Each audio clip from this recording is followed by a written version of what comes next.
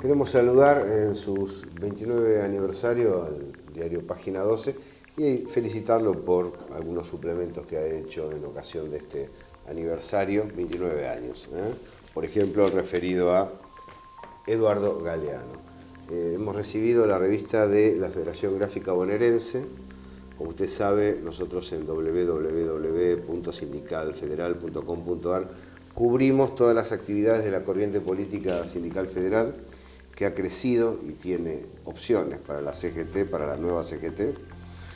Aquí en Patria Grande se cubre también, como lo hemos hecho, el plenario de Villa Constitución de la corriente política sindical federal. El movimiento obrero argentino está diciendo presente frente al ajuste.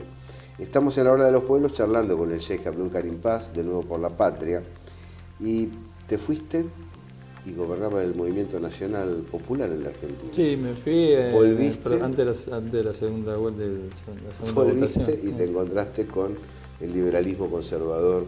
Recién hablabas de hay que pasar el invierno, frase célebre de Álvaro Alzogaray, sí, que es un buen antecedente de Alfonso Prat Gay.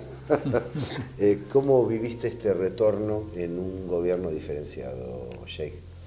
La verdad es que hay un estado de shock y de mucha angustia. Yo veo mucha angustia en la gente, muy golpeada, ¿no? Y veo muchos rostros y mucha gente. El tema de la inseguridad, que es lacerante, el tema, obviamente, el tema económico, gente que se cae, ¿no? que realmente... pero no recorrí todavía, como yo estoy viendo eso en Capital. Claro. Si uno ve eso en Capital, no me quiero imaginar el país como está. Entonces... Y recién empieza, porque son 5 meses. Claro, ¿no? Recién empiezan las consecuencias, digamos, y no es lo más duro viene ahora, de acá en más. Ellos dicen, no, de acá en más empieza la mejora. No, de acá en más viene lo más duro, que es que la gente no tiene trabajo. Y pierde el colchón que había acumulado en la década ganada. Se muere de frío, se muere de hambre, se muere mal alimentada, digamos, retrocede en todos los terrenos. Entonces, eso, digamos, estamos ya, para algunos ya empezó, para otros en la antesala.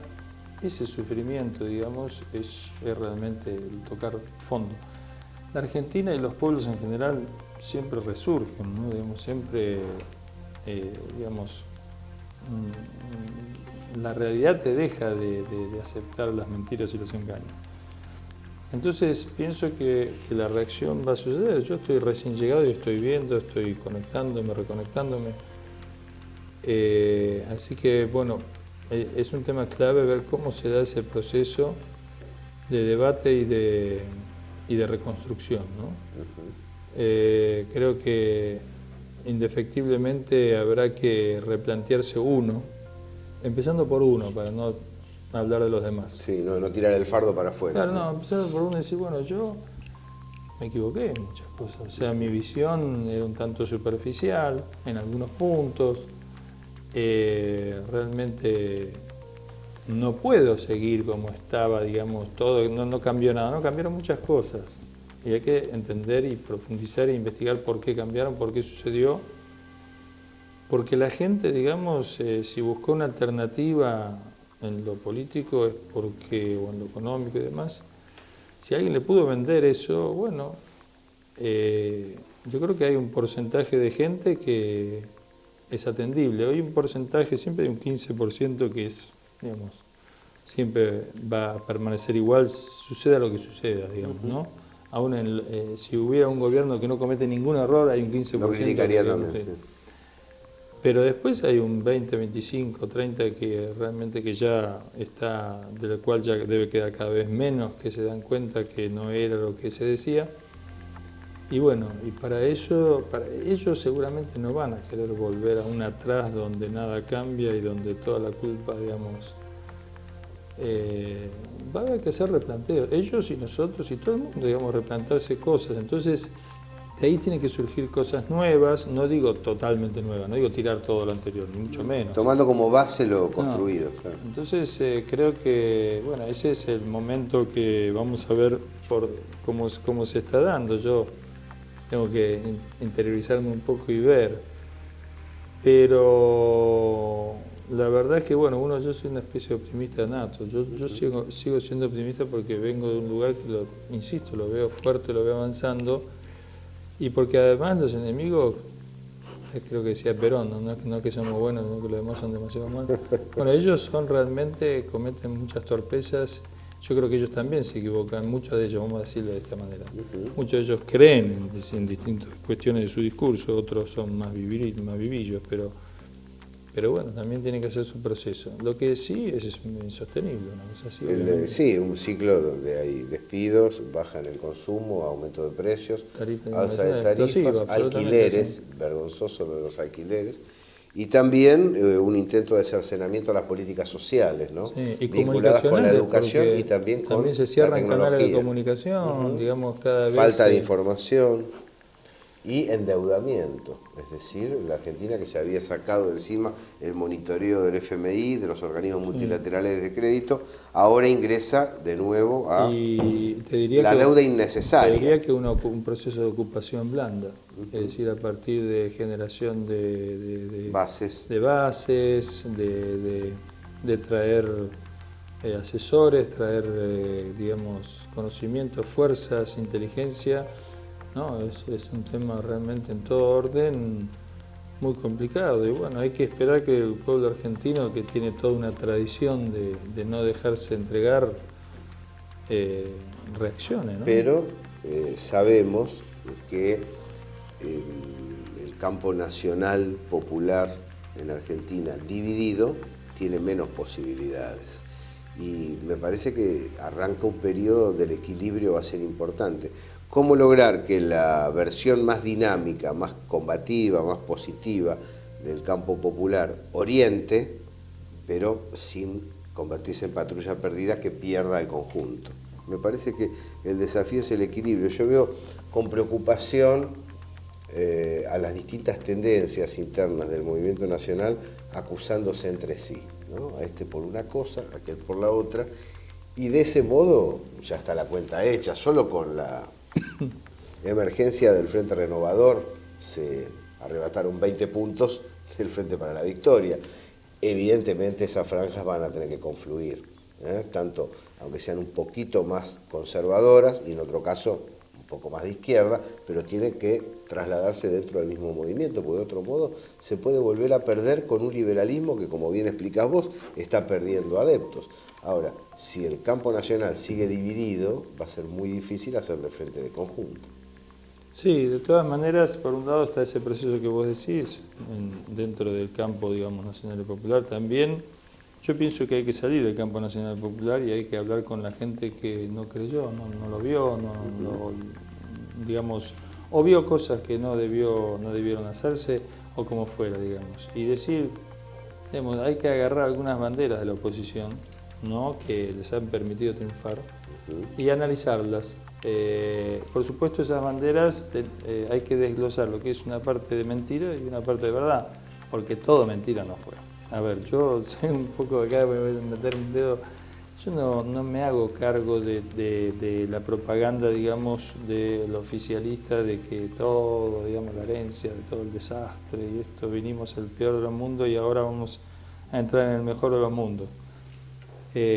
Obviamente eso no es así, pero evidentemente el pueblo vio en parte, digamos, más allá del engaño, la mentira, como dijimos, que tiene su porcentaje importante en el análisis, y que muchas veces nosotros podemos ver y escuchar cómo se pone a la luz muchas mentiras que se dicen, pero también hay un componente de veracidad, digamos, por algo consiguen un 50 y pico por ciento, 51%. Entonces, creo que ahí también hay que, todos tenemos que hacer un proceso de purificación. Karim, los elementos veraces de la campaña opositora antikirchnerista? ¿Cuáles serían, a tu entender, elementos a tomar en cuenta por el planteo que estás haciendo? Bueno, yo creo que hay que, digamos, a ver, son muchas cosas. Primero, realmente ser mucho más coherente en el discurso de uno mismo, ¿no?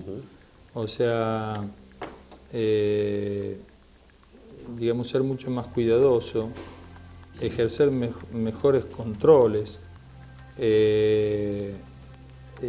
no permitir ningún tipo de corrupción, ni menos con el argumento de que, bueno, de que en definitiva, digamos, viendo nada más que los logros, viendo nada más que lo positivo y dejando pasar cosas que no deben suceder, que no deben hacerse. Y además también, digamos, trabajar más, aumentar, digamos, el esfuerzo y además, digamos, la calidad del esfuerzo también. Y sobre todo, digamos, el tema de cierta visión superficial, digamos, hay que priorizar cuestiones. Por supuesto, parte no es todo lo que nosotros vayamos a hacer para rescatar una Argentina independiente, soberana, fuerte, sino también nos ayuda el enemigo, o sea, los enemigos de esta idea, o los que quieren entregar el país, pensando que entregándolo van a estar mejor. Ellos también nos van a ayudar, o ellos también van a ayudar a este proceso.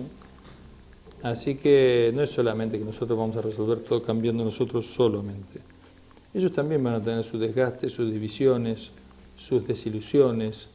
El pueblo también les va a pasar factura. Ya empezó el proceso de CEP y se va a profundizar y agudizar. Por lo tanto, desde las dos partes va a haber algo que, bueno, habrá que ver cómo se canaliza, ¿no?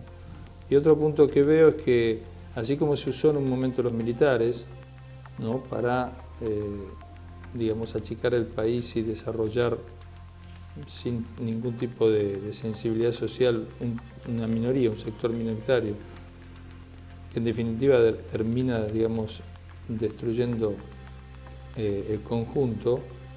Hoy se usaron los medios y se usó el Poder Judicial y eso también tiene un desgaste. Es decir, así como no se pudo, fuera de esos poderes, en el futuro no les queda mucho ya para llegar democráticamente al poder. Con lo cual seguramente intenten o vayan generando cuestiones de orden ya más concretamente de fuerza. Sí, es probable que esta sea la única elección. La única y por mucho tiempo. Entonces, frente y están a eso, aprovechando, porque están haciendo los negocios muy rápido. Claro, entonces frente a eso también hay que tener una visión de cómo se va a enfrentar esa etapa. Hay que estar mucho más fuertes, hay que realmente... Y ahí yo introduzco un factor que, bueno, es mi aporte, digamos. Que lo tome el que lo quiera tomar y que no lo tome el que no lo quiera tomar. Y lo digo desde mi experiencia personal. Yo, si no me apoyo en Dios, no, esta batalla está perdida. O sea, si yo no creo que Dios nos va a ayudar, no delego todo en Dios, sino quiero decir, pero si no rezo y no pido ayuda a Dios, salvando mi dignidad, ¿no? O sea, justamente yo creo que ahí está la dignidad. Realmente te podés caer tranquilamente en un pozo de desilusión como muchos caen y creer de que, bueno, te has abandonado a la buena. El mundo fue y será una porquería, ¿no? Y ya no hay solución. Importante lo que estás diciendo porque habla de la fuerza espiritual, no solo la material para dar una batalla. ¿Qué rol observás, además habiendo recorrido buena parte del planeta, del Papa Francisco en este último tramo? ¿Cuál es tu balance de este último tramo del Papa? Yo parto de una cuestión básica, ya lo dije antes cuando vine el año pasado, de que de acuerdo a nuestros conocimientos de la gran revolución mundial antiimperialista y digamos, y prohumana, y pro pueblo, y pro vida, y que la humanidad en marcha hacia eso, y donde el imperialismo va gastando sus últimos cartuchos para engañar a la gente, yo creo que las religiones tienen que atravesar un proceso de reforma.